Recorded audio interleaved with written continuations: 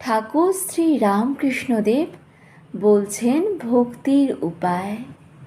একদিন মাস্টার বিনীতভাবে ঠাকুরকে জিজ্ঞাসা করছেন, ঈশ্বরে কি করে মন হয়? ঠাকুর বলছেন, ঈশ্বরের নাম গুণগান সর্বদা করতে হয়, আর সৎসঙ্গ, ঈশ্বরের ভক্ত বা সাধুদের কাছে মাঝে মাঝে যেতে হয়। সংসারের ভিতর ও বিষয় কাজের ভিতর রাত দিন থাকলে ঈশ্বরে মন হয় না।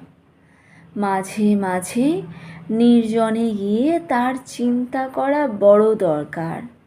প্রথম অবস্থায় মাঝে মাঝে নির্জন না হলে ঈশ্বরে মন রাখা বড়ই কঠিন। যখন চারা গাছ থাকে তখন তার চারদিকে বেড়া দিতে হয়। বেড়া না দিলে ছাগল গরুতে খেয়ে ফেলে। ধ্যান করবে মনে কোণে ও বনে, আর সর্বদা সৎ সৎ বিচার করবে।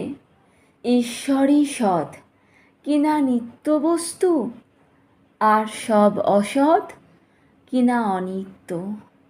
এই বিচার করতে করতে অনিত্য বস্তু মন থেকে ত্যাগ করবে।